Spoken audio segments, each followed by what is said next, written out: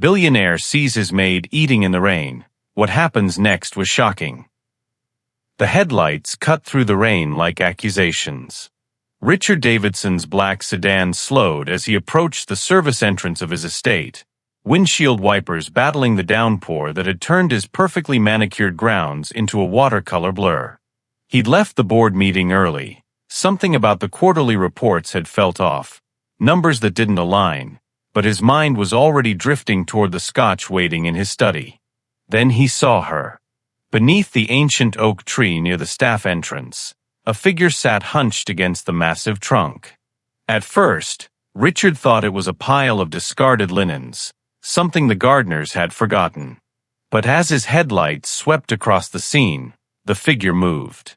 She was eating and crying. Richard's foot hit the brake. The sedan stopped, engine idling, wipers beating their relentless rhythm. Through the rain-streaked windshield, he stared at the impossible image before him. A black woman in a maid's uniform sat on the ground, her back pressed against the oak tree's trunk as if she was trying to become part of it, to disappear into the bark. Her gray dress was soaked through, clinging to her body. The white apron over it was stained, mud, grass, something that looked like food, the pristine uniform now a testament to humiliation. Her natural hair, which had probably started the day carefully styled, now formed a halo of tight curls around her face, heavy with rain. Water streamed down her dark skin, but it wasn't just rain. Her face was contorted with grief, tears mixing with the downpour as she lifted a spoon to her mouth with trembling hands. In her lap sat a plastic container of what looked like rice, the grains turning soggy in the storm. She chewed mechanically, each swallow seeming to require enormous effort, as if eating itself was part of her punishment. She wasn't seeking shelter. She wasn't running for cover. She was just sitting there, on the ground, against a tree, in the pouring rain, weeping and eating. Richard switched off the engine and stepped out into the deluge. The rain hit him immediately, cold and unforgiving, soaking through his tailored suit in seconds.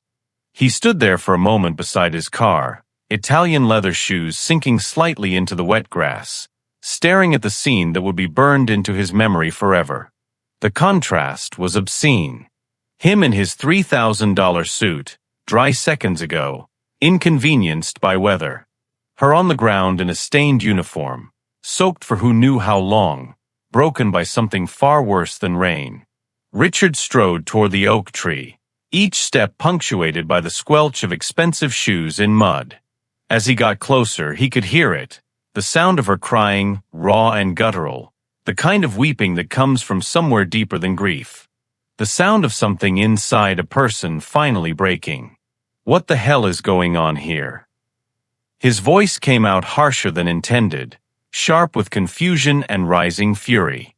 The woman's head snapped up, and for the first time, Richard saw her face clearly. Mid-30s, maybe.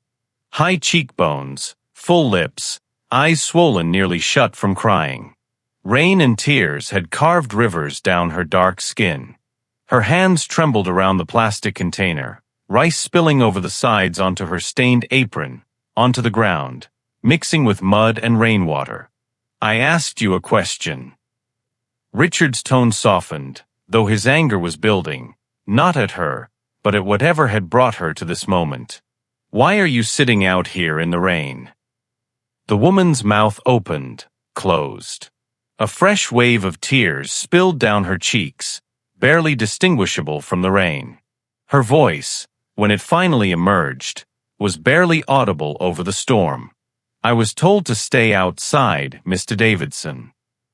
"You were." Richard's words died in his throat as the service door burst open. Alicia Wagner stepped into the rain, somehow managing to look crisp and composed despite the weather. Her silver hair was still perfectly styled, her housekeeper's uniform pressed and clean, such a stark contrast to the woman sobbing on the ground. She'd been with the Davidson family for 23 years, since before his parents died, and she ran the household staff with the efficiency of a military commander. "Mr. Davidson." Alicia's voice carried that particular tone of professional concern she'd perfected over 2 decades. I wasn't expecting you home so early. Alicia, what is this woman doing on the ground in a storm? Richard gestured toward the oak tree, toward the sight that was searing itself into his conscience. Why is she crying and eating in the rain? Something flickered across the housekeeper's face, surprise maybe, that he'd even noticed. Or perhaps annoyance at the disruption to her carefully maintained order. This is Lisa Wilson, sir. She's been with us for 4 months. Alicia's pale blue eyes shifted to Lisa, and Richard caught the warning in that glance. There was an incident today. A very serious one. What incident? Alicia's pause was perfectly calibrated, long enough to convey gravity, short enough to maintain urgency. The Pueblo pottery, Mr. Davidson. The one in the East Wing Gallery. It's been destroyed. The words hit Richard like a physical blow. The Pueblo pottery. The sacred family heirloom his grandfather had acquired, the one containing the hand-painted portraits of his ancestors. The only images he had of his parents together before the plane crash that orphaned him at 16. Destroyed. His voice emerged hollow. Shattered, sir. I found the pieces myself this afternoon. Alicia gestured toward Lisa, who had gone rigid against the tree trunk. Ms. Wilson was the only staff member scheduled in that wing today. I thought it best she remain outside until you could decide how to handle the situation. I instructed her to finish her dinner and reflect on what she'd done. It's been approximately 2 hours. 2 hours. On the ground. Against a tree. In the rain. Eating and crying. Richard's gaze snapped back to Lisa. She sat frozen, the plastic container still clutched in her trembling hands, rice spilling onto her already stained apron. Her eyes met his for just a moment, and in that brief connection, Richard saw something that made his chest constrict. Terror, complete and absolute terror. Not just fear of losing her job, though that was certainly there. But something deeper. The fear of someone who'd learned that speaking up only made things worse. Who'd been trained, over years or perhaps a lifetime, that silence was survival. I didn't, Lisa's voice cracked, another sob breaking through. Mr. Davidson, I swear, I didn't touch the pottery. I was never in the East Wing today. I don't know how. Ms. Wilson. Alicia's voice could have cut glass. We've been over this. Your denial doesn't change what happened. Your tears don't make you innocent. You were told to stay here until Mr. Davidson arrived. Continuing to lie will only make this worse. Richard held up a hand, silencing them both. His mind raced, trying to process the destroyed pottery, the last connection to his parents, and this woman on the ground in the rain, 2 hours of sitting in a storm as punishment while being forced to eat with stained hands and a breaking heart. Punishment. The word crystallized in his mind with awful clarity. This wasn't protocol. This was cruelty dressed up as consequence. This was calculated humiliation designed to break someone's spirit. Get up, Richard said, his voice low and dangerous. Lisa scrambled to stand, and that's when it happened. Her legs, numb from cold and rain and sitting in one position for 2 hours, buckled beneath her. She pitched forward, hands flying out to catch herself against the oak tree's exposed roots. The plastic container tumbled from her grip, rice scattering across the wet ground like 1,000 tiny accusations. Her palm connected with a jagged root with an audible smack. Blood bloomed immediately, dark against her brown skin, mixing with rainwater and dripping onto the scattered rice, onto her already stained apron. Lisa stared at her bleeding hand, not with pain but with something far worse, the look of someone watching their dignity drain away, grain by grain, drop by drop, stain by stain. A sound escaped her throat, half sob, half gasp. the sound of the last piece of something inside her finally shattering. Richard moved without thinking. He grabbed her arm, steadying her, and felt how badly she was shaking. Not just from cold, though she must be freezing. From shock. From fear. From exhaustion. From the accumulated weight of whatever had brought her to sit against this tree in the first place. "Easy," he said, surprised by the gentleness in his own voice. "I've got you." Lisa looked up at him, and Richard saw his own reflection in her tear-filled eyes. The billionaire in his soaked designer suit, pristine seconds ago, now holding the arm of a woman his household had treated like furniture. Like nothing.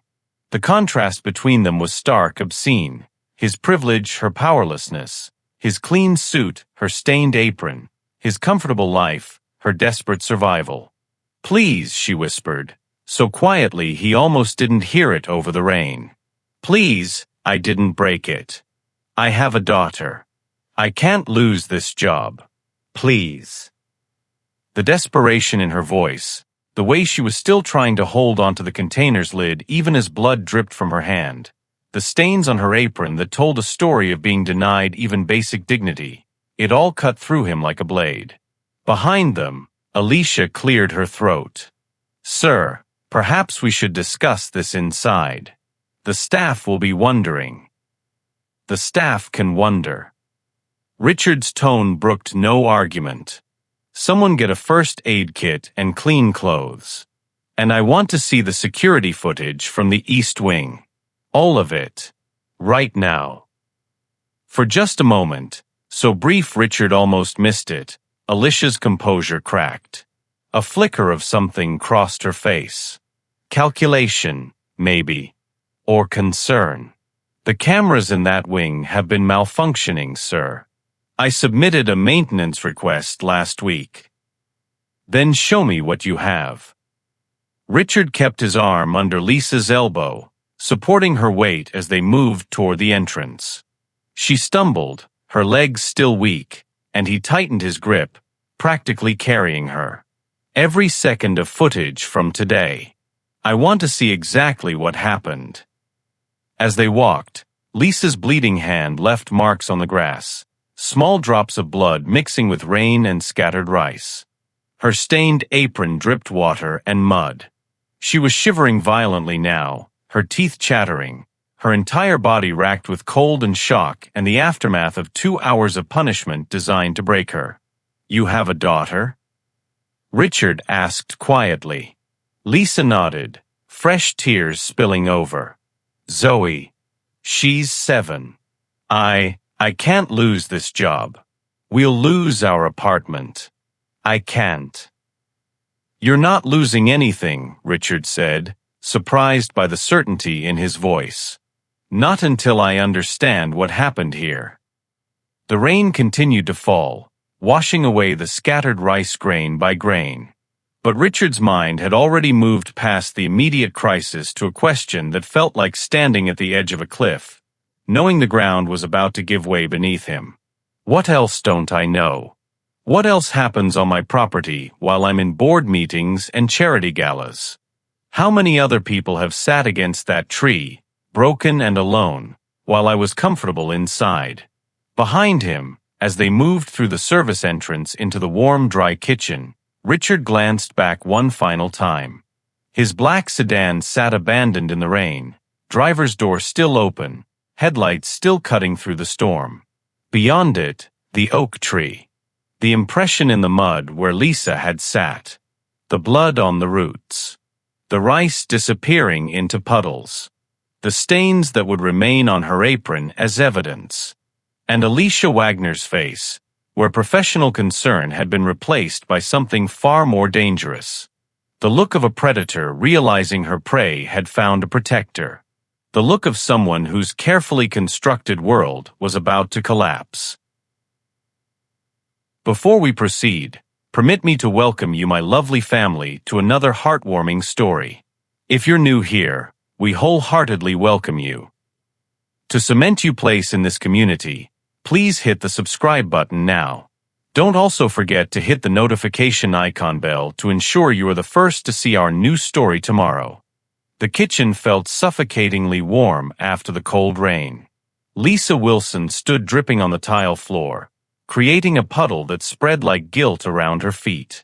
Her uniform clung to her body, heavy and cold, and despite the heat radiating from the industrial stove, she couldn't stop shivering. The cut on her palm throbbed in rhythm with her heartbeat, blood still seeping through the paper towel someone had pressed into her hand. Around her, the kitchen staff had gone silent. Maria, the head cook, stood frozen at the counter, knife hovering over half-chopped vegetables. Two other housekeepers, Janet and Keisha, hovered near the pantry, their eyes wide with a mixture of sympathy and fear. They all knew what sitting under that oak tree meant. They'd all heard the stories of others who'd crossed Alicia Wagner. Richard Davidson stood in the center of the kitchen like a storm that had followed them inside, his expensive suit dripping water onto the floor his staff had polished to a mirror shine just that morning. He looked profoundly out of place, a billionaire in a space designed for the people who served him, a man who probably hadn't set foot in his own kitchen in years. "Someone get her dry clothes," Richard commanded. "And that first aid kit. Now." Janet moved first, disappearing through the staff corridor. Alicia remained in the doorway, perfectly still, her face a mask of professional neutrality. But Lisa could see it, the way her jaw tightened, the way her fingers curled slightly at her sides. Alicia was furious. "Mr. Davidson," Alicia began, her voice measured, "perhaps it would be more appropriate to handle this matter in your office. The kitchen is hardly. The kitchen is fine." Richard's tone left no room for argument. "In fact, everyone stays. I want witnesses." The word hung in the air like a threat. Or a promise. Maria set down her knife with a soft click. Keisha stepped forward from the pantry, her arms crossed protectively over her chest. These women had worked under Alicia's regime for years, some, like Janet, for over a decade. They knew the cost of speaking up. But something in Richard's presence, in the raw anger radiating from him, seemed to shift the air in the room. Janet returned with a staff sweatshirt and sweatpants, along with a comprehensive first aid kit. She handed them to Lisa, squeezing her shoulder briefly, a gesture so small, so quick, that anyone not looking would have missed it. But Lisa felt it like a lifeline. "Change," Richard said, gesturing toward the staff bathroom. "Then we're going to the security office." Lisa's hands shook as she peeled off the wet uniform in the small bathroom. The harsh fluorescent lighting made her look ghostly in the mirror. Her hair hung in wet coils, her eyes were swollen from crying, and the terror that had gripped her for the past 2 hours still hadn't released its hold on her chest. "I didn't break it. I didn't even go to the East Wing."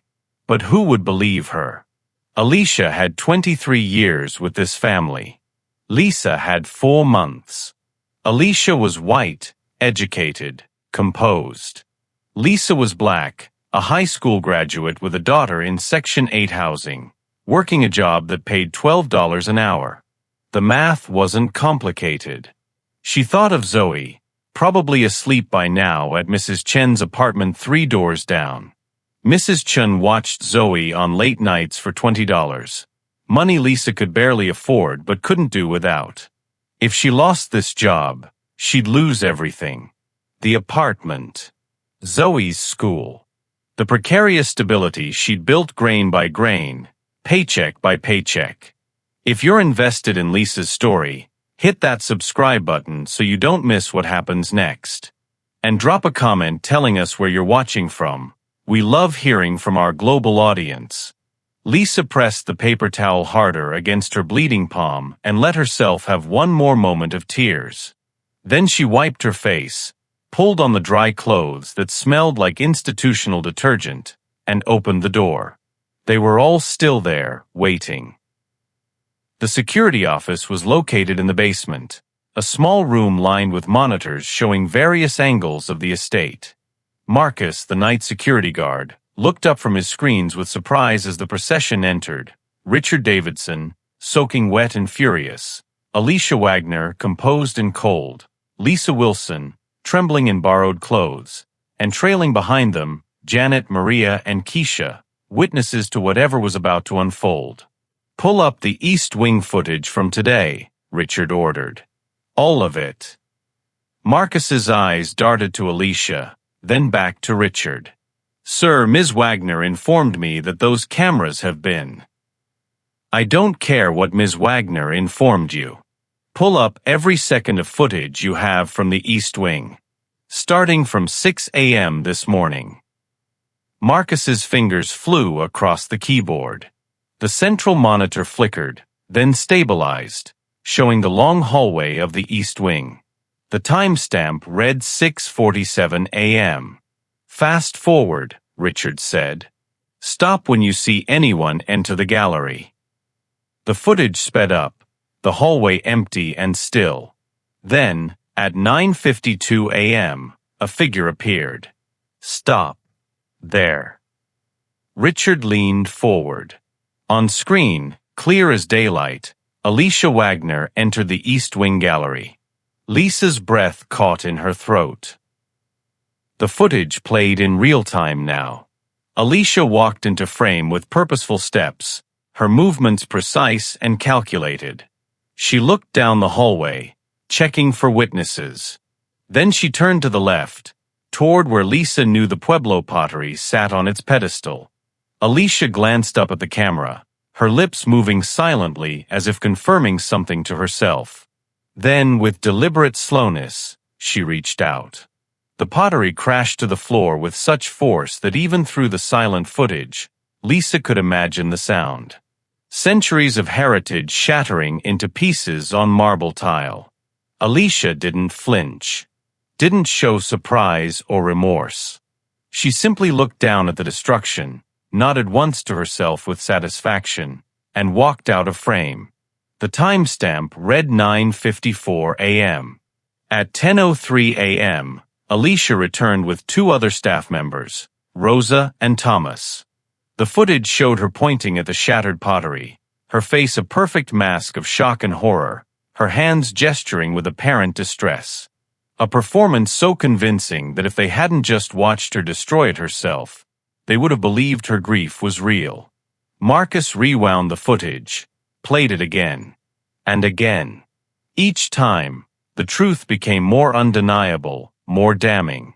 Alicia Wagner had deliberately destroyed the Pueblo pottery. Then she'd framed Lisa for it. The silence in the security office was absolute. Richard turned slowly to face Alicia. His voice, when he spoke, was barely above a whisper, but it carried the weight of a death sentence. "Explain." Alicia's mask finally cracked. Her composure, maintained through 23 years of service, through storms and scandals and the deaths of the family she'd served, splintered like the pottery she destroyed. The camera was supposed to be offline. The words came out flat, matter-of-fact, as if this were a simple miscommunication rather than proof of premeditated fraud. "I was told the maintenance request had been processed." "You were told? By whom?" But Alicia's attention had shifted to Marcus, her eyes narrowing with accusation. "You said the East Wing cameras were malfunctioning. You said." Marcus held up his hands defensively. "I said the display feed was glitching. The backup recordings never stopped. They never stop, Ms. Wagner. That's the point of a backup system." Lisa watched as the full realization settled over Alicia's face. She'd been caught. Completely, undeniably caught. The carefully constructed plan had failed at the most fundamental level. She'd been recorded. Why? Richard's voice was ragged now, emotion breaking through his controlled fury. "That pottery was— my parents were in that pottery. It was all I had left of them. Why would you destroy it?" Alicia's laugh was bitter, sharp as broken glass. "All you had left? You have everything, Mr. Davidson. You have this estate, your billions, your legacy handed to you by birth. You have the luxury of sentimentality. That doesn't answer my question. She was the reason. Alicia's finger stabbed toward Lisa with venom. 4 months. 4 months, and already the staff is asking her for help instead of me. Already you're noticing her. I saw you that day in the library, saw the way you almost spoke to her when she was arranging flowers. The way you looked at her. I don't even remember. Exactly. You don't remember. But I remember everything. I remember 23 years of being invisible unless something needed fixing. 23 years of maintaining your family's legacy while being treated like furniture. I remember your mother promising me I'd always have a place here, that I was part of the family. But I was never family. I was staff. And then she arrives, Alicia's voice rose, the professional veneer completely gone now. And suddenly everyone loves poor, struggling Lisa with her sad story and her daughter and her authenticity. So you framed her? Richard's voice rose to match hers. You destroyed an irreplaceable family heirloom and put an innocent woman through hell because you were jealous? Jealous. Alicia's face contorted with rage. I was protecting what I'd built. I have nothing else, Mr. Davidson. No family, no children, no legacy of my own. Just this house and my authority in it. Just 23 years of service that could be erased in 4 months by someone who doesn't even understand what she's threatening. Lisa found her voice, though it shook. I never threatened you. I just did my job. Your job. Alicia's eyes were venomous now, all pretense abandoned. You come in here with your poverty and your struggle and your beautiful daughter, and everyone falls in love with you. Poor Lisa. Struggling Lisa. Noble Lisa. You think I don't see how the other staff looks at you? How they gravitate toward your warmth, your kindness, your humanity. She spat the last word like a curse, and in that moment, Lisa understood. Alicia had spent 23 years building walls around herself, becoming efficient and cold and powerful. And Lisa's simple act of remaining human, remaining warm despite hardship, had exposed those walls as the prison they were. You want to know why I did it? Alicia continued, her voice dropping to something cold and calculated. Because people like you aren't supposed to rise. Because I spent 23 years learning that proximity to power is not the same as having it. And I refused to let you learn that lesson faster than I did. I refused to be replaced by someone who'd been here 4 months. The confession hung in the air, ugly and complete. Richard's jaw worked silently for a moment. When he finally spoke, his voice was ice. You're fired. I want you off this property in 30 minutes. If you're not gone, I'm calling the police and having you arrested for destruction of property, fraud, and whatever else my lawyers can think of. You can't. I can. I am. Richard's tone was final. Security will escort you to collect your personal belongings. You're not to speak to any staff members. You're not to enter any room unsupervised. And if I ever see you near this estate again, I will prosecute you to the fullest extent of the law. Alicia's face cycled through emotions, shock, disbelief, fury, and finally, desperate calculation. You think this is over? I know things about this foundation, about the board, about financial irregularities that would destroy you. Things I've kept quiet about out of loyalty. Then I suggest you hire a very good lawyer, Richard said quietly. You're going to need one. Marcus, escort Ms. Wagner to her quarters. Stand outside her door while she packs. She has 30 minutes. As Marcus moved toward Alicia, she locked eyes with Lisa one final time. The hatred there was palpable. A living thing that filled the small security office with poison. This isn't over, she whispered. Then louder to Richard, "You have no idea what you've just done. No idea what you're protecting. She's nobody. Nothing. A minimum wage worker who should be grateful she even has a job. And you're willing to throw away 23 years of my loyalty for." "Get her out of here," Richard said quietly, but with such authority that even Alicia fell silent. Marcus took Alicia's arm. She shook him off but walked toward the door with her head high, her dignity hanging in tatters around her, but still clinging to the performance of control, still trying to maintain the illusion of power even as it crumbled. At the doorway, she paused one final time. "You'll regret this. Both of you. When the truth about this foundation comes out, when the board finds out what you've done, when your precious reputation is destroyed, you'll wish you'd listened to me." Then she was gone, and the room exhaled collectively. The staff members who'd witnessed everything looked at each other with expressions of shock, relief, and something that might have been hope. What do you think should happen to Alicia? Drop a comment below and let us know. And if you're enjoying this story, don't forget to subscribe. We've got 5 more chapters to go. Richard turned to Lisa, who was still standing frozen by the monitors, her bandaged hand pressed against her chest, unable to fully process what had just happened. "I'm sorry," he said simply. "I'm so deeply sorry this happened to you. In my house. Under my authority. I'm sorry I didn't see it sooner." Lisa couldn't speak. The tears came again, but different now, not the broken sobs from under the oak tree, but something closer to relief. Or disbelief. Or the delayed shock of someone who'd been braced for catastrophe and found salvation instead. Someone who'd expected to lose everything and instead watched her tormentor fall. "You have a daughter," Richard said, his voice gentler now. "Zoe, you said?" Lisa nodded, not trusting her voice. "How old?" 7.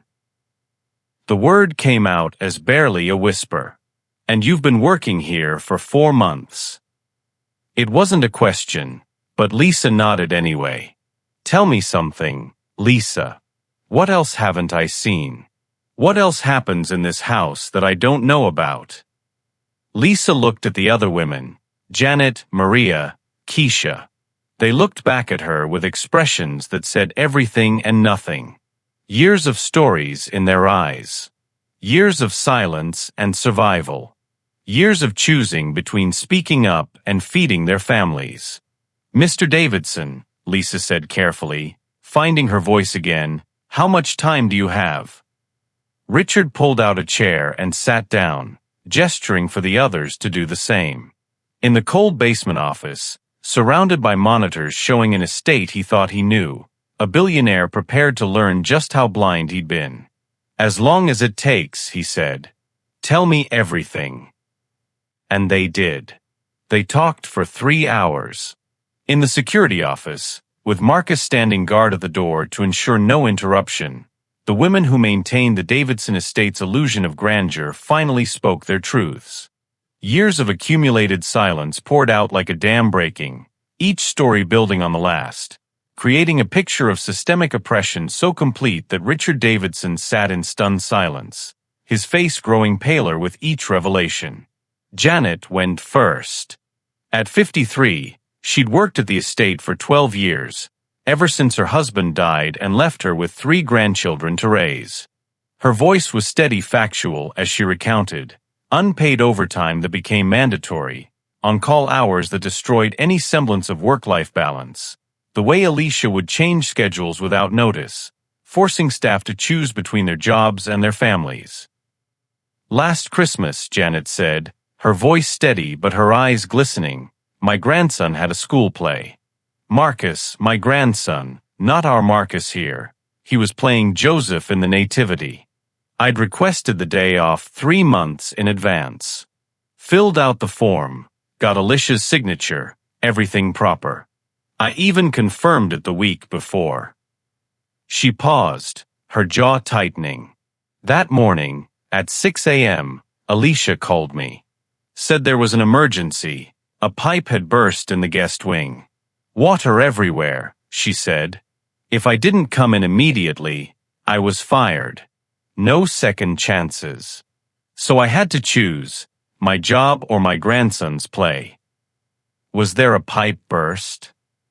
Richard asked, though he suspected he already knew the answer.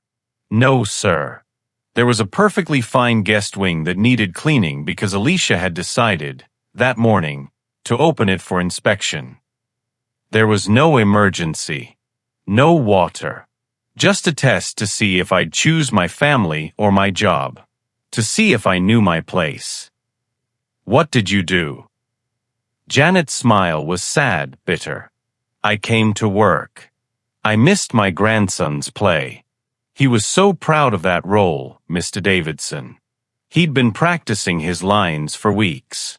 I saw photos afterward. His mother took pictures. But I wasn't there. Because I was here, cleaning a guest wing that didn't need cleaning, for an inspection that never happened. Richard's hands clenched into fists.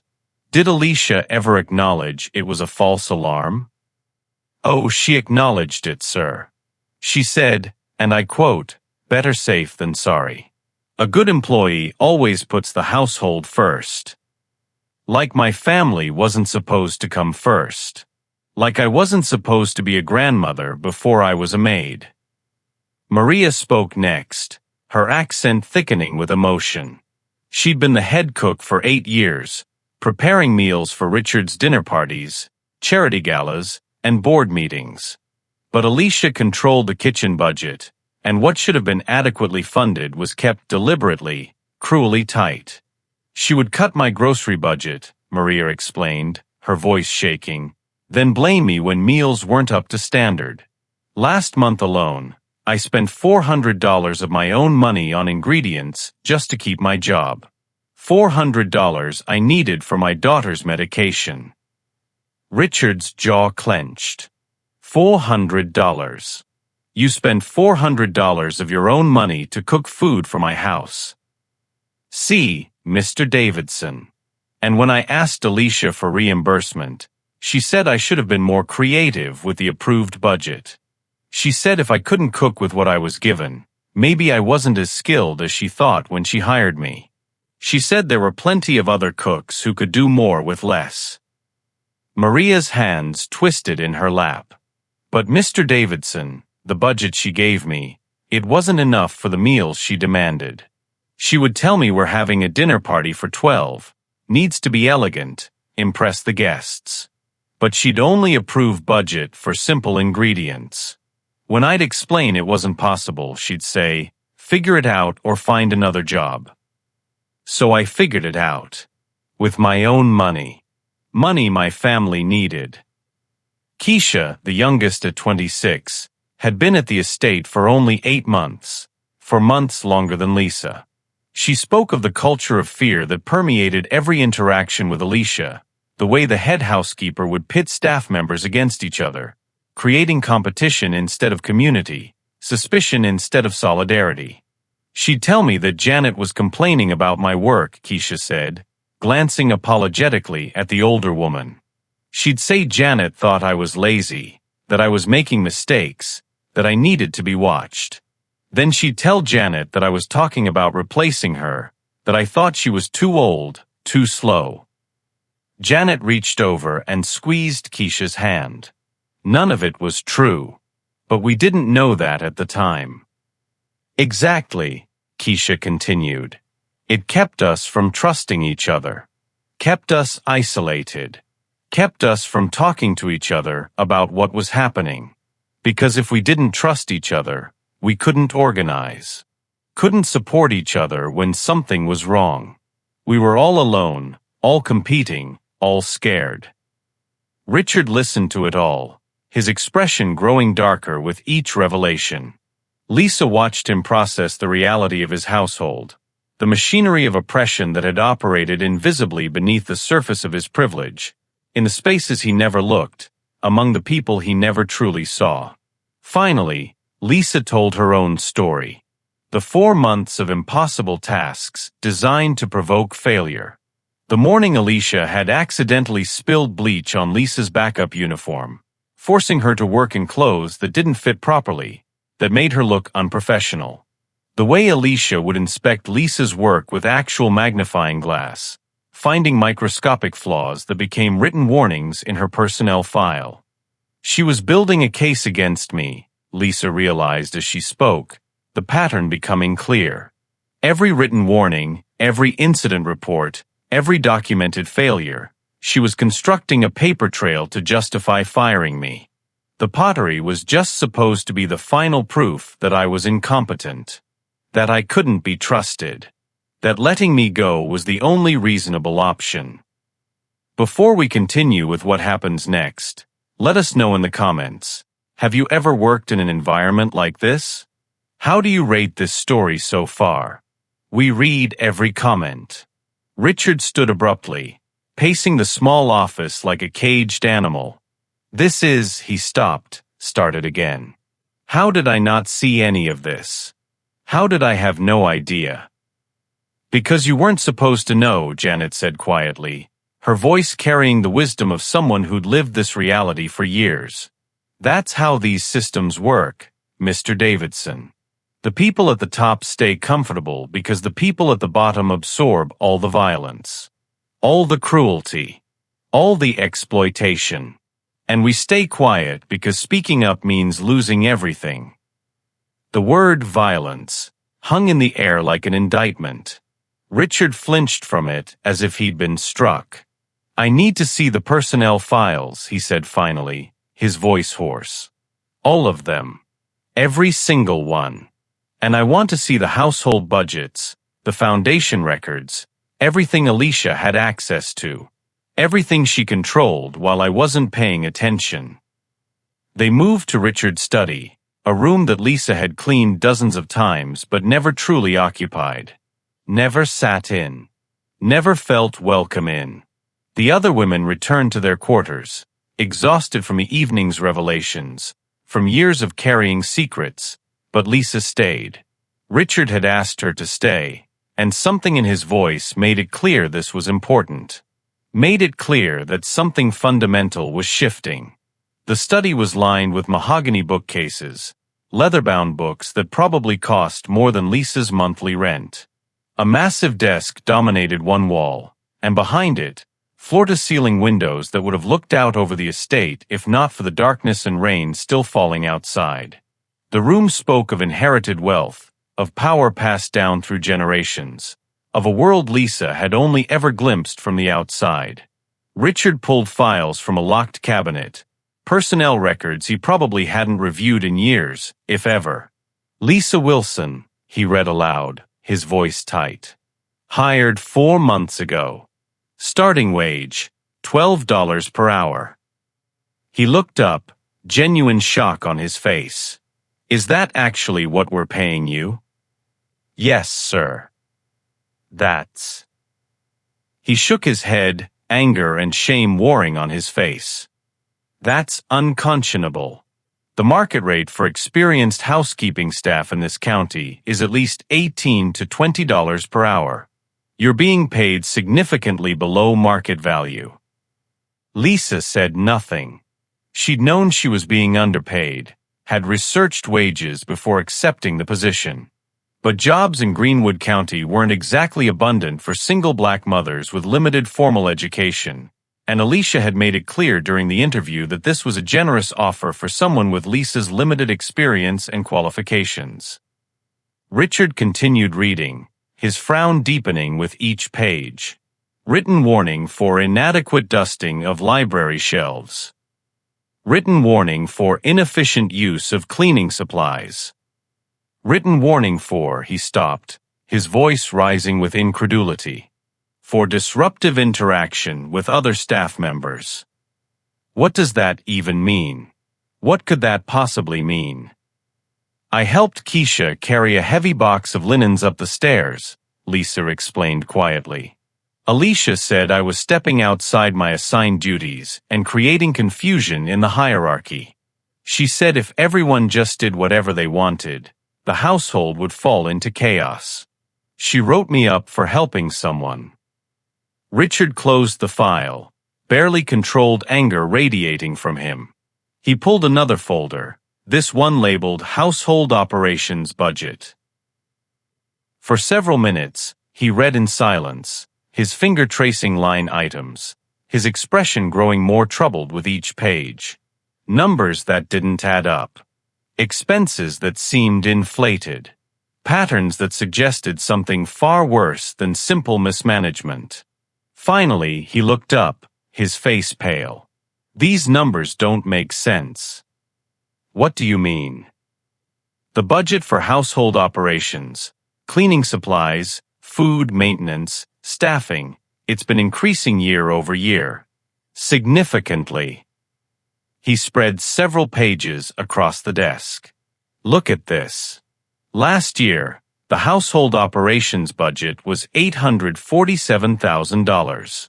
This year, it's $923,000. That's a 9% increase. Nearly $100,000 more. He looked up at Lisa. But according to what Maria and Janet just told me, the actual resources being allocated to staff are decreasing. Maria's spending her own money on food. Janet's working unpaid overtime. You're being paid below market rate.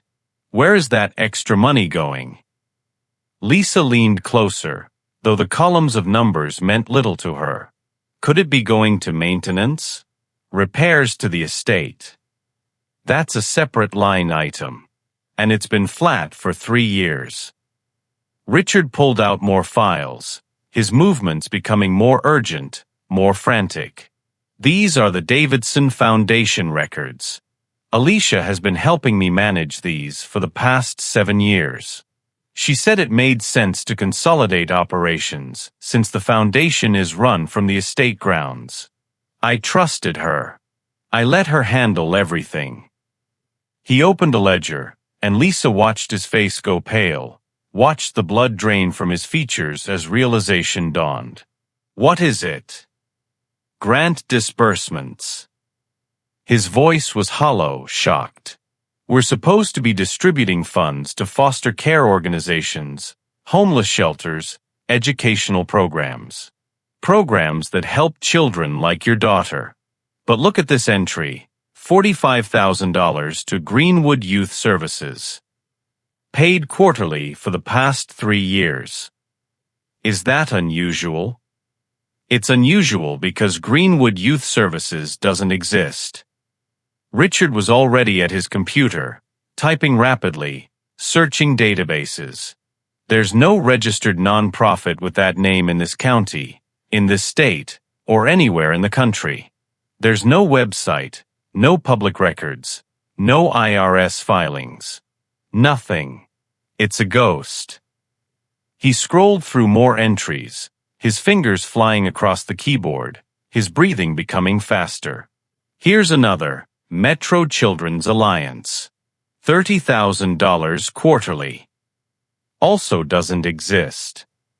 Another search. Eastern Foster Network. $25,000 quarterly. Also fictional. Horizon Youth Foundation. Atlantic Child Services. Meadowbrook Family Center. None of them exist. Lisa's throat went dry. How many of these organizations are fake? Richard continued searching for 10 more minutes, cross-referencing grant recipients against every database he could access. IRS records, state nonprofit registrations, charity watchdog sites. His face grew graver with each query, with each search that returned no results. Finally, he leaned back in his chair, his hands shaking slightly. Approximately 60% of the grant recipients in the past 5 years appear to be shell organizations. Fictional charities created solely to receive funds that then disappear. We're talking about. He did the math quickly, his voice barely above a whisper. Roughly $2.3 million in fraudulent disbursements. The number was so large, so incomprehensible, that Lisa couldn't process it. $2.3 million. More money than she would earn in several lifetimes, even at a fair wage. More money than she could imagine. Stolen from programs meant to help children like Zoe. Children in foster care. Children experiencing homelessness. Children who desperately needed help that never came because the money disappeared into accounts controlled by Alicia Wagner. She was embezzling, Lisa whispered, the words feeling inadequate for the scale of the crime. Not just embezzling. She was systematically looting the foundation. Richard pulled out more files, spreading them across the desk in a growing tableau of fraud. Look at this: vendor invoices for office supplies, maintenance work, consulting fees. All inflated or completely fabricated. He showed Lisa an invoice for $15,000 worth of office supplies. Paper, pens, printer ink. This should cost maybe $2,000 maximum. The vendor listed here? Another shell company.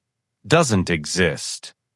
Another invoice for estate grounds maintenance consulting, totaling $30,000. The company listed had no business license, no website, no phone number. The pattern emerges when you know what to look for, Richard said, his voice tight with controlled rage. Systematic embezzlement over 7 years. And I trusted her. I signed off on budgets without reviewing them. I approved grant disbursements without verifying recipients. I let her handle everything because I was too busy, too trusting too.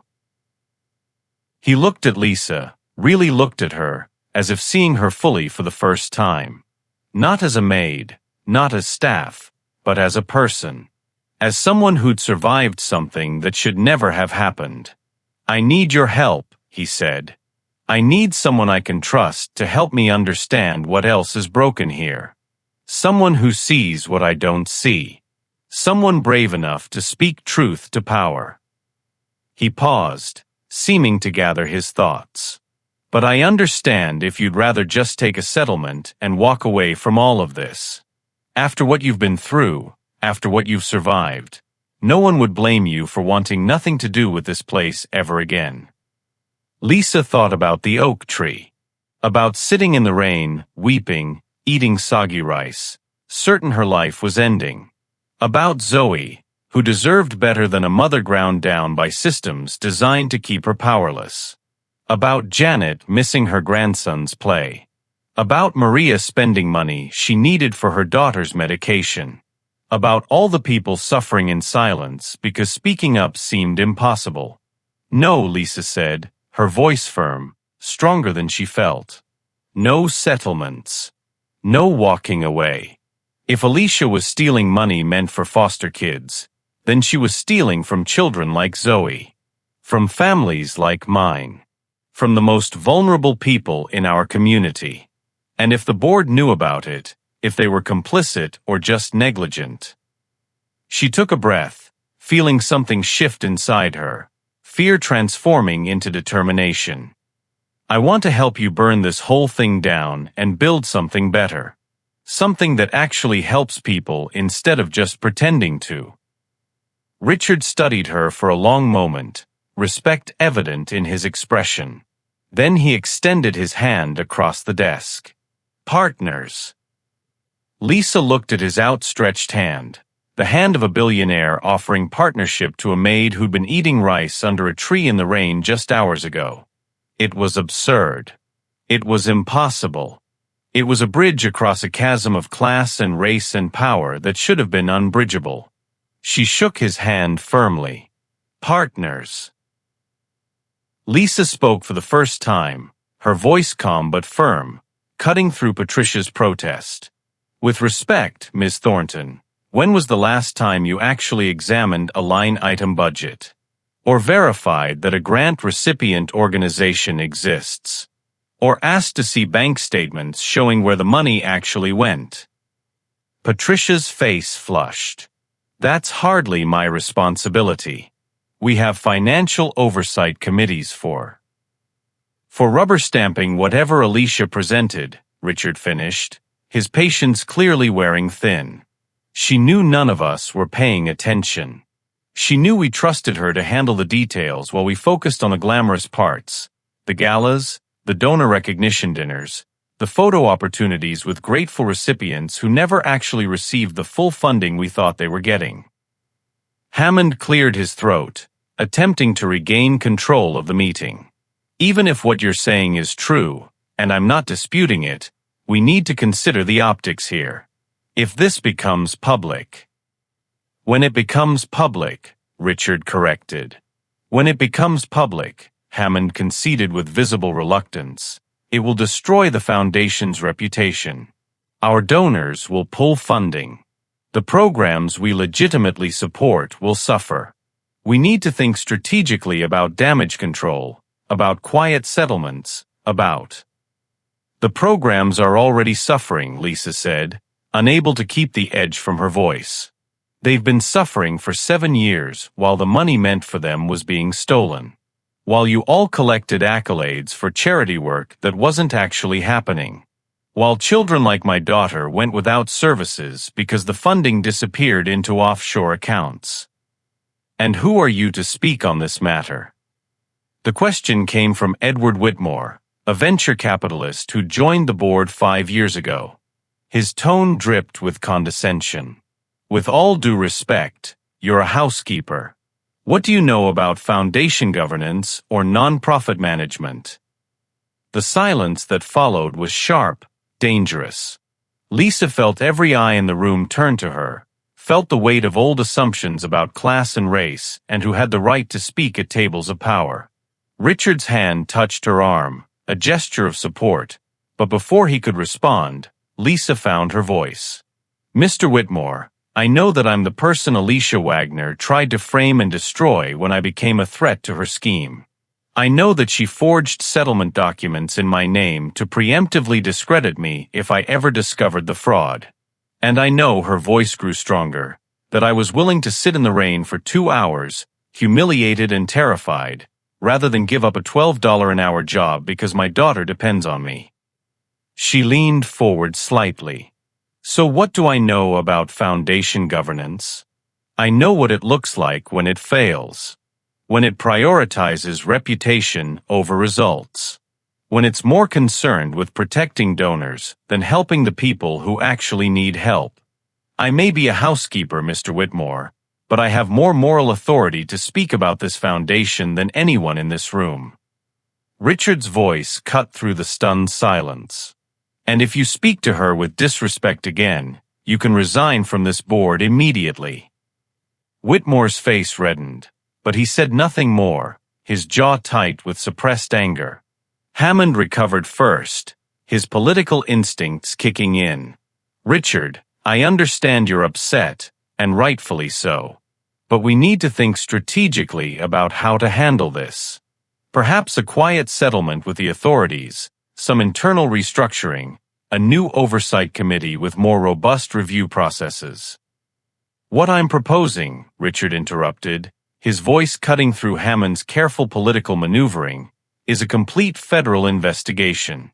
I've already contacted the Department of Justice. They're opening a formal inquiry into the foundation's finances, and they'll be interviewing every board member about their knowledge of these activities and their oversight responsibilities. The room erupted. Multiple board members tried to speak at once, their voices overlapping in a cacophony of protest and panic and self-preservation. You can't be serious. This will ruin us. My family's name is attached to this foundation. The publicity will be devastating.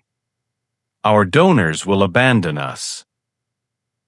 Richard let them rage for 30 seconds, their panic filling the converted carriage house like smoke. Then he held up a hand, and the authority in the gesture, the reminder of who actually held power in this room, silenced them more effectively than shouting would have. I'm also proposing, he continued, his voice calm but implacable, immediate and substantial reforms. First, reinstatement of the staff trust fund that was quietly dissolved 4 years ago. This brought another wave of protest. The staff trust fund had been a program Richard's mother created, matching contributions for household employees' retirement accounts, a recognition that the people who maintained the estate deserved security too. After her death, the board had voted to discontinue it, citing budget constraints. Alicia had assured Richard the staff understood and agreed. They hadn't. They'd had no choice. Second, Richard continued over the protests, establishment of a staff wellness center, including mental health services, childcare support, and educational assistance. No one who works on this estate should have to spend their own money to do their job properly or miss their grandchild's school play because they're afraid of being fired. He glanced at Lisa, then back at the board. Third, independent oversight of all foundation finances by an external accounting firm with no ties to this board or the Davidson family. And fourth, diversification of this board to include members from the communities we claim to serve. People who actually know what it's like to need help, not just to give it. These reforms would cost millions, Hammond protested, his voice sharp. The foundation doesn't have that kind of discretionary funding. We'd have to reallocate from program budgets. We have millions, Richard said flatly. We've always had millions. We just haven't been spending them on the right things. We've been spending them on galas and donor recognition dinners and buildings with our names on them, while the actual people we're supposed to help go without. He leaned forward, his hands flat on the table. Here's what's going to happen. We're going to vote on these proposals. If they pass, I continue as foundation president and we begin implementation immediately. If they fail, I resign from the board and I liquidate every Davidson asset tied to this foundation. I'll establish a new charitable organization from scratch and pour every dollar into that instead. You're bluffing, Whitmore said, his voice tight. You'd walk away from your family's legacy? Throw away 3 generations of philanthropy. What legacy? Richard's voice was quiet, but it carried. A legacy of blind privilege? Of systems that exploit the people they claim to help? Of board members who collect accolades for charity work while not noticing, or not caring, that the money is being stolen? Of foundations that exist more to enhance our reputations than to actually change lives. He looked around the table, meeting each person's eyes in turn. My parents created this foundation to help people. Real people, not abstract concepts. Not to make us feel good about ourselves or to get our names on buildings. And somewhere along the way, we lost sight of that. I lost sight of that. But I'm seeing clearly now, and what I see is that this institution needs to be completely rebuilt or completely replaced. Starting today. What would you do if you were on this board? Would you vote for reforms or protect the status quo? Drop your thoughts in the comments. And don't forget to subscribe. The next chapter gets even more intense. Lisa watched the board members' faces. Some looked angry. Whitmore, Patricia, 2 others whose family fortunes were built on the assumption that philanthropy was about reputation, not results. Some looked guilty, Hammond, Chun, a few who were beginning to understand their complicity. A few looked genuinely thoughtful, as if they were seeing the foundation's work, or lack thereof, through new eyes for the first time. Hammond called for a vote, his voice heavy. All in favor of Mr. Davidson's proposed reforms? For hands went up immediately. Then a 5th. A 6th. The momentum shifted as board members glanced at each other, calculating, considering. Chun raised his hand. Then Sarah Chun, no relation, a younger board member who'd been added 2 years ago and had seemed perpetually frustrated with the foundation's lack of actual impact. Finally, 7 hands in total. Opposed. For hands. Whitmore, Patricia Thornton, and 2 others whose family names have been associated with the foundation since its inception, who seem to view any change as a personal attack. The motion passes, 7-4. Richard nodded, his expression unchanged, but Lisa saw his shoulders drop slightly. relief he'd been holding in check finally releasing. He'd gambled everything on this vote, been willing to walk away from his family's legacy, and the gamble had paid off. But Lisa knew this was just the beginning. Passing reforms and implementing them were two very different things. "There's one more thing," Lisa said, surprising herself by speaking. All eyes turned to her, some hostile, some curious. "The people who work on this estate, who maintain your houses, who cook your food, who make your comfortable lives possible, they're not invisible. They have names, families, dreams, struggles." She looked directly at Whitmore. "And if your donor base pulls funding because staff was finally treated like human beings, because we demanded basic dignity and fair wages, then maybe those donors shouldn't have their names on your buildings in the first place. Maybe their money isn't worth what it costs in human suffering." The words hung in the air, bold and dangerous. Hammond's face reddened. Patricia Thornton looked affronted, as if Lisa had committed some unforgivable breach of decorum by speaking such truth in this space.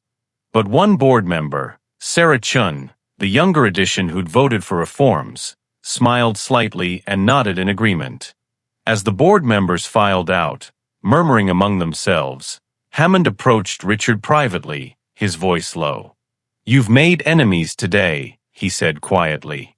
"The Whitmore family has deep pockets and long memories. Patricia's family founded half the social clubs in this county. They'll make sure you're excluded from." "I don't care," Richard said simply, his voice flat. "Exclude me from whatever you want. I'm done pretending those things matter more than actually helping people."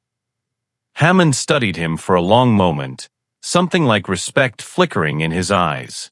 "You've changed." "No," Richard said, glancing at Lisa. "I've just started paying attention." After the board members left, Lisa and Richard sat alone in the conference room, surrounded by stacks of evidence, the weight of what they'd just done settling over them. "That could have gone worse," Richard said finally, a hint of exhausted humor in his voice. Lisa laughed despite herself, a slightly hysterical sound that broke the tension. "Could it have? We basically declared war on half the board and threatened to blow up a 3-generation-old foundation. They'll come around. Or they'll resign, and we'll replace them with people who actually care about impact over optics." Richard rubbed his face tiredly. "The DOJ investigation is going to be brutal, though. They'll want to interview everyone, staff, board members, vendors. They'll examine every transaction for the past decade. It could take months, maybe a year." "Good," Lisa said firmly, her voice stronger than she felt. "Let it take months. Let them dig into every corner, examine every transaction, question every decision. That's how you find all the rot. That's how you make sure this never happens again." Richard looked at her with something approaching admiration. "How are you this strong? After everything that's happened to you in the past week, being framed, humiliated, nearly destroyed, how are you not falling apart?" "Because I don't have the luxury of falling apart," Lisa said simply, her voice matter of fact. "Women like me never do. We fall apart, our children suffer. Our families suffer. So we learn to be strong, even when we're terrified. Even when we're breaking inside. We learn to keep going because stopping isn't an option." She thought of Zoe, who she'd hugged tightly that morning before this meeting. Zoe, who'd asked why Mama looked so tired and been told, "Just working hard, baby, just working hard." Zoe, who deserved a mother who didn't have to lie about being scared, who didn't have to pretend everything was fine when their entire world was balanced on a knife's edge. "I want to propose something," Richard said, his voice serious. "The co-chair of a state operations position I offered you that first night, I want to make it official. Formalize it with a contract. Salary of $85,000 annually, full benefits including health insurance and retirement matching, Housing allowance so you and Zoe can move into one of the renovated staff apartments on the grounds. No more 2-hour commutes. No more Section 8 housing. No more choosing between groceries and utilities. No more Mrs. Chun watching Zoe for $20 because that's all you can afford. Lisa's throat tightened, emotion threatening to overwhelm her. $85,000. More than 7 times what she'd been making. More than she'd ever imagined earning. Enough to give Zoe everything. Good schools, music lessons, after-school programs, a childhood not defined by poverty and fear. Why? She whispered, needing to understand his motivation. Because you're brilliant, Richard said simply. Because you see things I don't see, understand dynamics I've been blind to. Because you're brave enough to speak truth to power, even when that power could crush you. Because you survived something that was designed to destroy you, and instead of running away, you chose to stay and fight. He leaned forward, his expression earnest. And because I need someone I can trust to help me fix everything that's broken here. I can't do it alone. I've proven I can't do it alone. Look at what happened when I tried. I need a partner who actually understands what needs to change and why. Lisa thought of the oak tree. Of sitting in the rain, weeping, eating soggy rice, certain her life was over. 48 hours ago, she'd had nothing but fear and a minimum wage job that barely kept her and Zoe housed and fed. Now she was being offered partnership with a billionaire. A real voice in how the estate operated. A chance to transform a system from the inside. A chance to make sure no other woman ever sat under that tree, broken and alone, punished for crimes she didn't commit. I have conditions, she said, her voice steady. Name them. Janet gets a raise to market rate, plus back pay for all the unpaid overtime. And Maria gets reimbursed for every dollar she spent of her own money on groceries, with interest.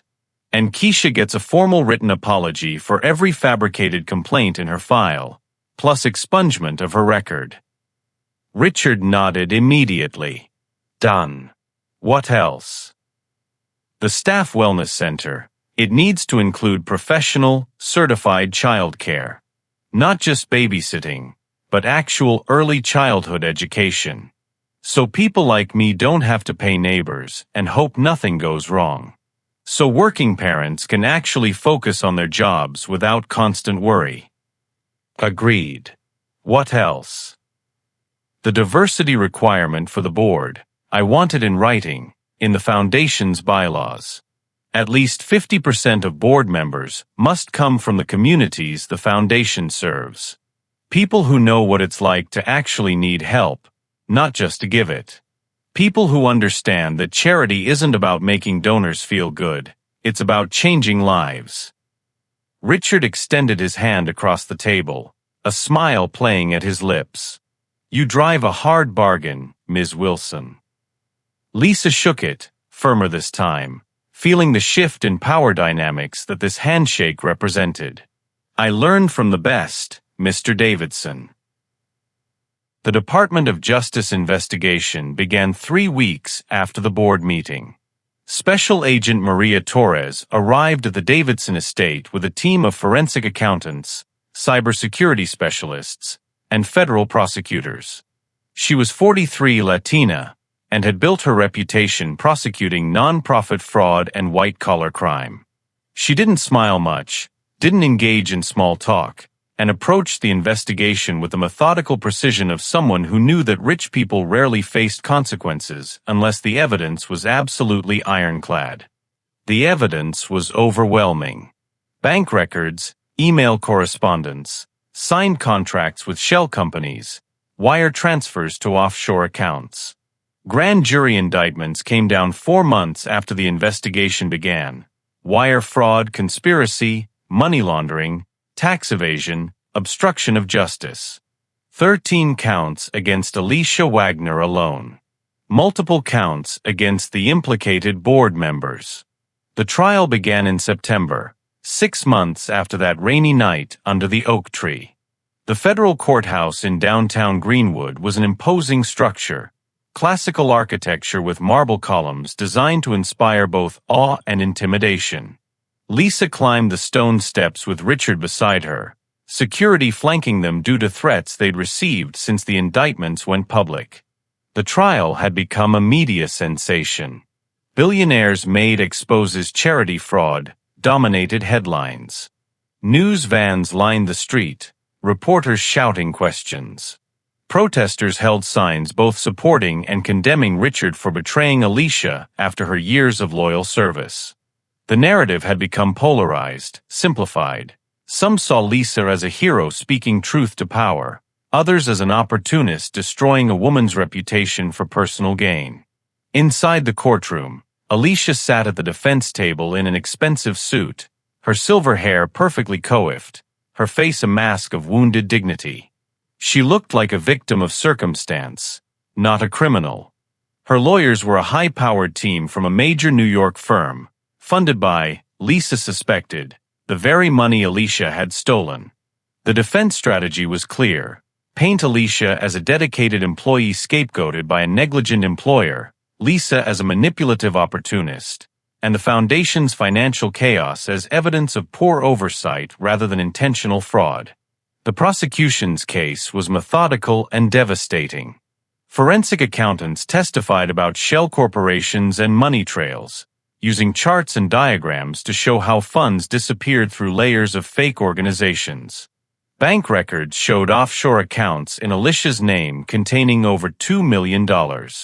Vendor invoices revealed systematic inflation of costs, a $2,000 order of office supplies billed as $15,000, with the difference deposited into accounts Alicia controlled. Former grant applicants testified about applying for funding that Alicia claimed had been rejected due to budget constraints, but which records showed had been approved, and the money diverted elsewhere.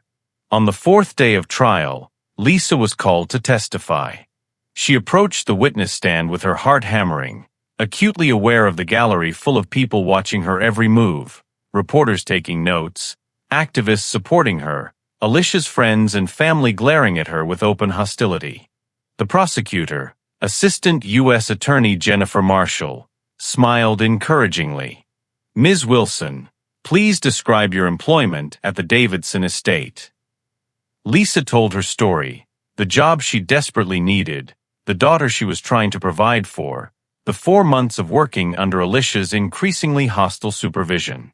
She described the impossible tasks, the written warnings for minor infractions, the atmosphere of fear that permeated every interaction. Then Marshall entered the forged settlement document into evidence, marked as Exhibit 47. "Ms. Wilson, did you ever sign this document?" "No, I did not." "Did you ever receive $40,000 or any sum of money in settlement of any claim?" "No, never." "Did you ever make any complaint of sexual harassment against any Davidson Foundation board member, specifically Edward Whitmore?" "No. None of that ever happened. That document is a complete fabrication designed to discredit me if I ever discovered the fraud or spoke up about working conditions." Alicia's defense attorney, a silver-haired man named Caldwell who specialized in defending wealthy clients, approached for cross-examination with predatory confidence.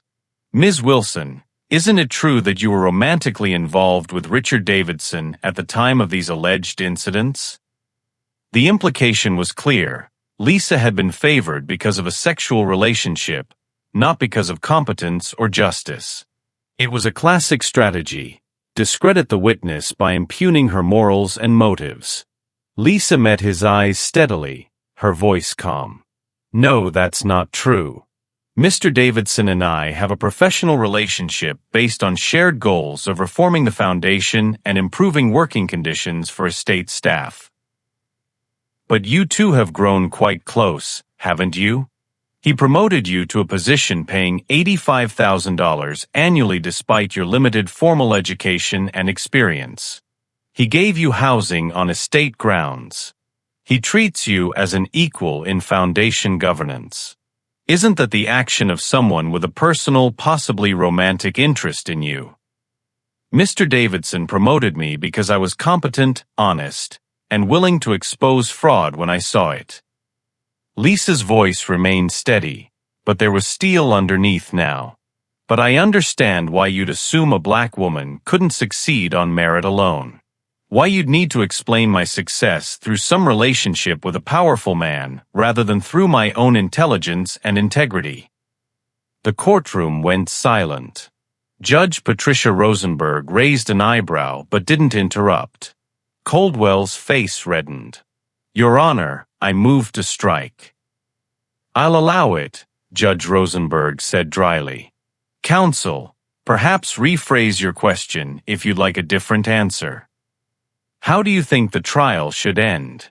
Should justice prevail? Let us know in the comments, and tell us where you're watching from. We've got viewers from over 50 countries. Caldwell tried a different approach, his voice hardening. Ms. Wilson, you stand to benefit significantly if this prosecution succeeds, don't you? Your position, your salary, your housing, all of it depends on maintaining Richard Davidson's favor. If Alicia Wagner is acquitted, if she's vindicated, you lose everything. I benefit from the truth being told, Lisa said calmly, refusing to be rattled. Children benefit from money actually reaching the programs meant to help them. Foster families benefit from services that were supposed to be funded but weren't because the money was stolen. Justice benefits from people being held accountable for their crimes. Yes, Mr. Caldwell, I benefit. But so does everyone Alicia Wagner was stealing from for 7 years. When Lisa stepped down from the stand, she caught Alicia's eyes across the courtroom. The hatred there was still present, still burning. But beneath it, for the first time, Lisa saw something else. Fear, the realization that she was going to lose. Janet testified next, describing years of emotional abuse and exploitation. She spoke about missing her grandson's play, about the impossible choices Alicia forced on staff, about the culture of fear that made everyone complicit in their own oppression. Did you know about the financial fraud? Marshall asked. I suspected something was wrong, Janet admitted, her voice heavy with shame. Numbers that didn't add up, grants that seemed suspicious. But I was too afraid to say anything. I had 3 grandchildren depending on me. Alicia made it clear that asking questions was the same as quitting, that loyalty meant silence. Her voice broke. I'm ashamed. I knew something was wrong, and I stayed silent because I was scared. But I'm here now, and I'm telling the truth, even though it's years too late. Even though children suffered because I chose my job security over their well-being. The defense attorneys tried to discredit the staff witnesses, suggesting they were motivated by revenge, jealousy, or financial gain. They painted Alicia as a dedicated employee overwhelmed by poor systems and inadequate oversight. They argued that if fraud occurred, it was due to negligence from the board and Richard Davidson, not intentional theft by Alicia Wagner. But the sheer volume of testimony, combined with the forensic evidence, was overwhelming. Bank records showing $2.3 million in offshore accounts. Emails between Alicia and board members discussing discretionary distributions that had no paper trail. Contracts with shell companies that Alicia had created. The forged settlement document designed to destroy Lisa's credibility. The jury deliberated for 4 hours. When they returned, the verdict was unanimous on all counts. Guilty.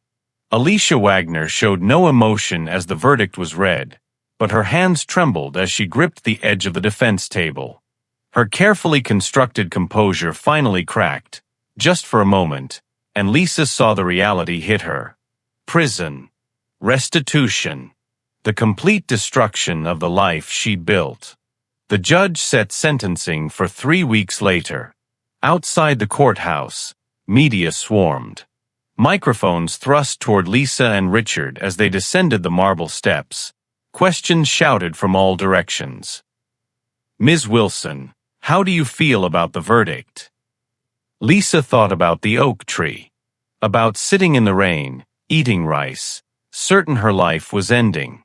About Zoe, who now lived in a safe apartment on the estate grounds and attended a good school with after-school programs. About Janet and Maria and Keisha, who could now work without fear, with fair wages and dignity. This wasn't about revenge, she said, her voice steady despite the cameras and the crowd. This was about refusing to be silent. About demanding that people in power see the people beneath them. About making sure that money meant to help children actually reaches them instead of disappearing into the pockets of people who were supposed to be helping. She looked directly into the nearest camera, speaking to everyone watching. And it's about sending a message to everyone in positions like Alicia Wagner's. You will be held accountable. The people you exploit are watching. The systems you abuse can be changed. And someday, someone will ask why. And when they do, the truth will come out. 3 weeks later, Alicia Wagner was sentenced to 12 years in federal prison with no possibility of parole for the first 5 years. Full restitution of $2.3 million to be paid from seized assets. Permanent ban from working in nonprofit management or any position of financial trust.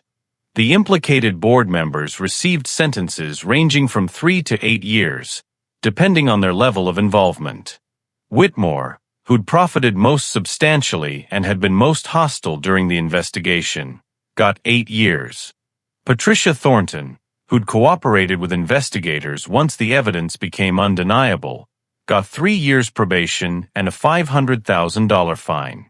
The Davidson Foundation was placed under independent oversight, its governance structure completely reformed. A new board was appointed with Sarah Chun, the only board member who'd consistently supported reform, serving as interim chair. Lisa was offered a full board position, which she accepted with the condition that at least half the board members come from communities the foundation served. The Staff Wellness Center opened 2 months after the trial concluded. Professional child care with certified early childhood educators. Mental health services provided by licensed therapists. Financial counseling to help staff build savings and plan for the future. Educational assistance for staff members and their children. The formal dining room became an after-school homework center where estate children could get tutoring. The ballroom hosted community gatherings and skills workshops. The estate slowly transformed from a monument to privilege into something that actually served people. Spring came to Greenwood County with magnolia blossoms and warm breezes that carried the scent of new beginnings. Lisa Wilson stood at the window of her new office, formerly Alicia's office, but completely transformed. The dark, oppressive furniture had been replaced with light wood and comfortable chairs. The walls, once covered with schedules and disciplinary notices, now displayed children's artwork and photographs of staff members' families. A coffee maker sat on a corner table, perpetually brewing, the door always open, a symbol of accessibility that Alicia would have found horrifying. From this window, Lisa could see the oak tree. It had been a year since that night. A year since she'd sat beneath its branches in the pouring rain, eating rice and crying, certain her life was ending. Now the tree was surrounded by flower gardens Henry had planted, roses and daisies and lavender that the estate's children helped maintain. The stone bench where she'd cut her hand had been replaced with a comfortable wooden one, painted bright yellow, with a small brass plaque. For everyone who has ever felt unseen. You matter. L.W. A knock on her door pulled her from her thoughts. Richard entered, looking more relaxed than she'd ever seen him. He'd stopped wearing suits around the estate months ago, opting instead for jeans and button-down shirts. He knew every staff member's name now, their children's names, their stories. He asked about their lives with genuine interest, attended their family celebrations, mourned their losses. Ready for today? He asked. Lisa took a deep breath, emotion threatening to overwhelm her. As ready as I'll ever be. Today was the official dedication ceremony for the Williams House project, the formal transformation of the Davidson estate into a permanent home for displaced children and families. Months of planning, renovation, legal restructuring, bureaucratic hurdles. The East Wing had been converted into family apartments with full kitchens and private spaces. The guest rooms became bedrooms for foster children, each decorated individually based on the child's interests. The formal gardens included playgrounds designed by the children themselves, vegetable plots where they learned to grow food, quiet reading nooks under ancient trees. 15 children currently lived on the grounds, from infants to teenagers. 15 children who would have otherwise been in group homes or temporary placements, now part of a community that wrapped around them like an embrace, that treated them as family rather than cases to be managed. By 2 p.m., over 200 people had gathered on the lawn beneath the oak tree. Current and former staff members, their faces reflecting a mixture of pride and disbelief at how much had changed. Board members, including several new additions from foster care advocacy organizations and community service groups. Foster families who'd heard about the project and wanted to see this impossible dream made real. Community leaders. Media representatives. Even a few of the Davidson family's old society friends, curious about what Richard had done with his inheritance, some approving, others clearly scandalized. A small stage had been set up, decorated with flowers from the estate's gardens. Richard had insisted that Lisa speak, that this be her moment, not his. "This is your victory," he'd said when she protested. "You're the one who refused to stay silent when silence would have been safer. You're the one who had the courage to demand better when demanding anything could have cost you everything. I just finally started paying attention." Now, standing at the makeshift podium with Zoe beside her, 8-year-old Zoe in a yellow dress that matched the oak tree bench, grinning with pride at her mother, secure in a way Lisa had never been at that age. Lisa looked out over the crowd and felt the weight of the moment. "A year ago," she began, her voice shaking slightly but growing stronger, "I sat on the ground beneath this tree in the pouring rain, eating rice and crying. I'd been accused of something I didn't do. Humiliated, punished, silenced, and I thought my life was over." She gestured toward the oak tree, its branches now full and green with spring growth, a symbol of survival and renewal. But one man looked out a window and asked a simple question: why? Not "how could you do this?" Not "what's wrong with you?" Just, why? Why is she out there? Why is this happening? That simple question changed everything. Her eyes found Richard in the audience. He nodded encouragingly, his expression one of quiet pride. That question changed everything, not because Richard Davidson is powerful, though he is. Not because he's wealthy, though he is. But because he chose to use his power and wealth differently than he'd been taught to use them. He chose to see people he'd been trained to overlook. He chose to listen to truths that were uncomfortable, that implicated him in systems of oppression he didn't even know he was perpetuating. He chose to believe that something was fundamentally wrong with the system, not with me. Lisa's voice grew stronger, more confident, filling the space with conviction. This house was built on silence. On people like me staying invisible. On the assumption that proximity to wealth was as good as we deserved, that we should be grateful for crumbs from a table we'd never be invited to sit at. On the belief that some people matter and others merely serve. She paused, looking at the mansion behind her, the symbol of generational wealth and privilege that was being reimagined, transformed from a private monument into a public good. We're rewriting that legacy. Not through inheritance, but through intention. The Williams House project isn't about charity. It's not about people with power doing favors for people without it. It's about family without conditions. It's about seeing people, really seeing them, in all their humanity and complexity, and refusing to look away when that seeing becomes uncomfortable. Lisa gestured to the children playing on the lawn, to the families gathered, to the staff members who'd survived Alicia's reign and now helped build something fundamentally different. This project is named after my family not because I deserve special recognition, but because every family deserves to have their name on something. Every family deserves to be remembered, to be honored, to matter. Every child here will know that their story is as important as any Davidson's. That their future matters as much as any billionaire's legacy. That they belong here not as charity cases, but as full members of a community that values them. She turned to address the 5 teenagers standing off to the side, recipients of the first Williams Fellowship, $50,000 grants for former foster youth to attend college. These young people represented what the system could be: supportive, empowering, transformative. Marcus, Keisha, Devon, Samantha, Julia, you are the future of this project and this community.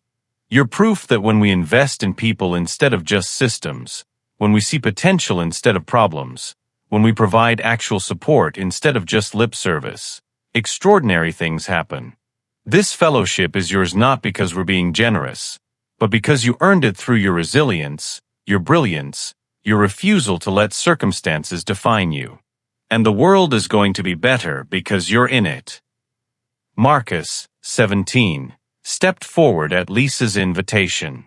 He'd lived at the estate for 6 months before aging out of foster care, and the Williams Fellowship would fund his engineering degree at State University. Before this place, he said, his voice cracking with emotion, I thought home was something other people had. Something in TV shows and books and other kids' lives. I moved between 12 foster homes in 10 years. 12 different families, 12 different schools, 12 different sets of rules and expectations. I never unpacked completely because I always knew, I'd just be leaving again. He looked at Lisa, at Richard, at the estate transformed into something he'd never imagined could exist for someone like him. Lisa taught me that home isn't something you're given by birth or luck. It's something we build together, intentionally, through choice and commitment. And that family isn't just about blood, it's about people who show up when things are hard. Who see you when the world treats you as invisible. Who believe you matter even when society says you don't. Who create space for you to become who you're meant to be. There wasn't a dry eye in the audience. Even Richard, who'd maintained his composure through board meetings and investigations and trials, wiped at his eyes. This story has taken us on an incredible journey. If you've been with us from the beginning, drop a comment telling us your favorite moment and where you're watching from. And please subscribe. We're creating more inspiring stories like this one. After the formal speeches, the crowd dispersed across the grounds.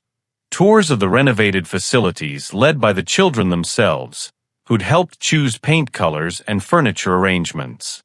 Children playing on the playground equipment they'd designed. Tables laden with food Maria had prepared, no longer limited by artificial budget constraints, no longer using her own money, but celebrating abundance after years of imposed scarcity. Lisa found herself standing under the oak tree, alone for a moment of reflection. She ran her hand along the rough bark, remembering how it had felt against her back that night, cold and unyielding, when she'd thought she had nowhere else to go. You think about it a lot, don't you? Richard's voice came from behind her. That night. Every single day, Lisa admitted, her voice soft. It was the worst day of my life, absolutely the worst. The terror, the humiliation, the certainty that everything was ending. And simultaneously, it was the beginning of my best life.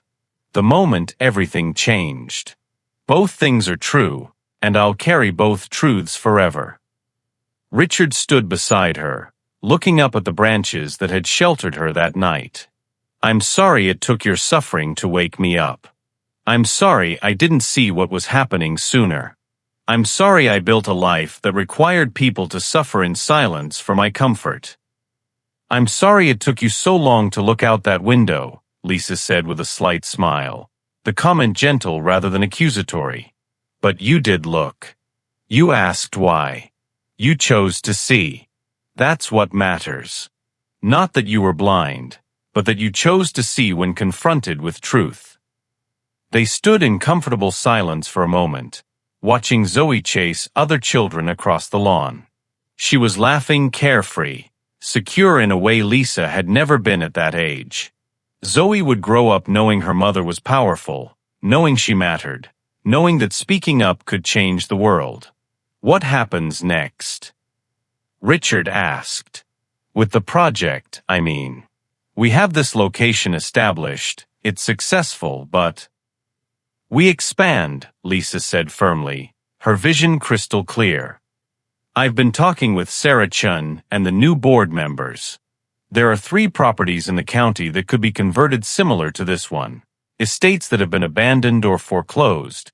Properties with enough space to house multiple families.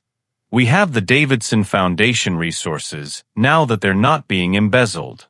We have proof of concept. We have community support and political backing. She turned to face him fully, her eyes bright with possibility. In 5 years, I want 50 children in stable housing across 4 locations. In 10 years, I want to replicate this model in other counties, other states. I want Williams House to mean something specific, a place where children aren't just warehoused or processed through systems, but genuinely nurtured. Where families are built intentionally, with support and resources. Where foster care becomes about creating belonging, not just providing temporary shelter.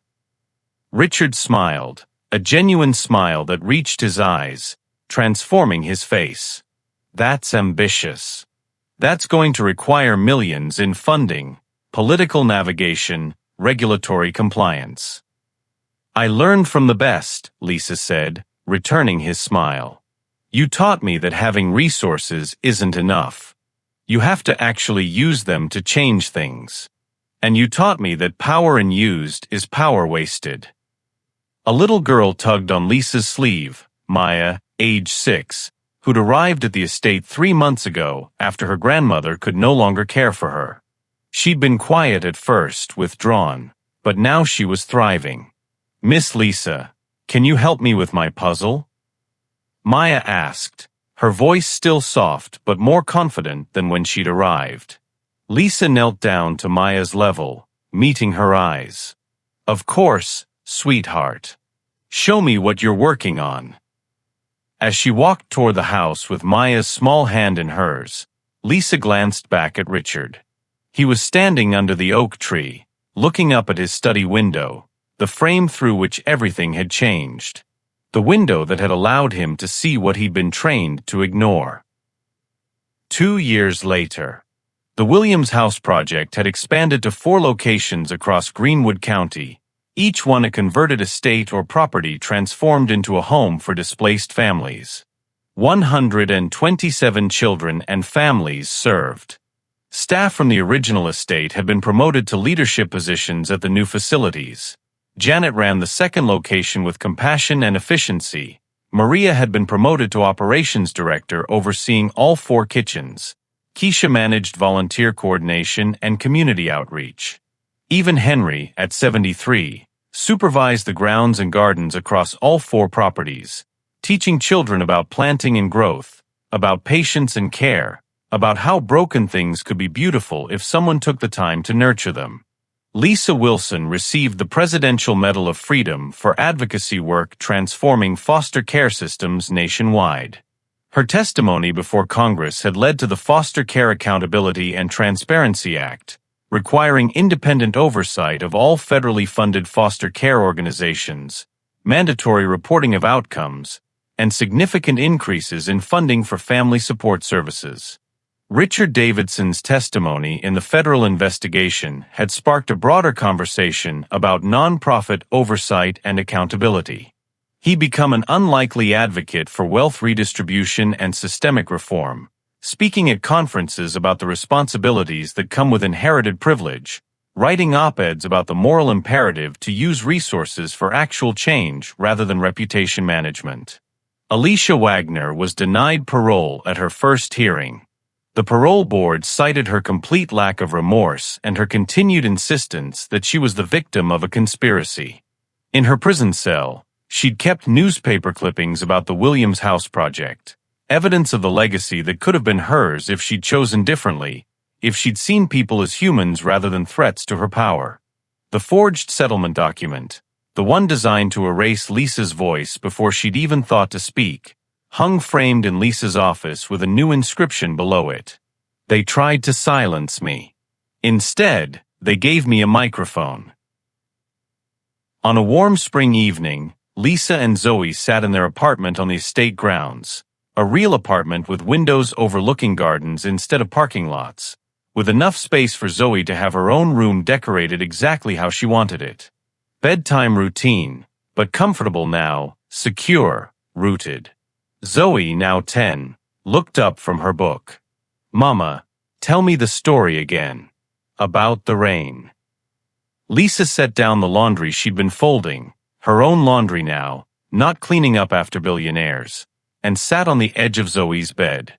"Once upon a time," she began, her voice taking on the cadence of storytelling, "there was a woman who got very wet and very cold. Because she was sitting under a tree," Zoe prompted, having heard the story dozens of times but never tiring of it. "That's right. She was sitting under a big oak tree in the pouring rain, crying and eating rice, because she'd been accused of something she didn't do. And she was very, very scared that her life was ending. But then what happened? Then someone finally asked her why. And that question, that simple, powerful question, changed the world." Zoe considered this, her young mind processing the lesson embedded in the story. Just one question? That's all it took. Just one question. But it was the right question, asked at the right time, by someone willing to listen to the answer and then do something about it. Lisa brushed Zoe's hair back from her forehead. The moral of the story is that sometimes the most powerful thing you can do is ask why, when everyone else is saying, "How could you?" Sometimes seeing someone, really seeing them in their full humanity, is revolutionary. Zoe's eyes were already closing, sleep pulling her under. "I love that story, Mama. I love you, baby girl." Lisa kissed her daughter's forehead, tucked the blanket around her shoulders, and turned off the light. She stood for a moment in the doorway, watching Zoe sleep peacefully, securely, in a home that would always be there. Then she walked to the window and looked out over the estate. Outside, the grounds glowed warm in the gathering darkness. Children's silhouettes moved past lighted windows, homework being done, bedtime stories being read, families being built one moment at a time. In the distance, barely visible in the twilight, stood the oak tree. The tree that had witnessed her breaking. The tree that had become the symbol of her rebuilding. Lisa placed her hand against the cool glass and whispered to the woman she'd been a year ago, weeping in the rain. "You survived. You spoke up. You refused to be silent. And look what you built." The estate, once a monument to privilege and power, now stood as something entirely different. A home. A sanctuary. A testament to what happens when people choose to see each other, to listen, to believe that everyone deserves dignity and belonging. Richard had given her resources. But Lisa had given the estate something it had never had, a soul. Thank you for joining us on this incredible journey from despair to triumph. If this story moved you, please hit that subscribe button and share it with someone who needs to hear it. And one final question. How would you rate this story? Let us know in the comments below, along with where you're watching from. Until next time, remember, your voice matters, your story matters, and sometimes one question can change everything.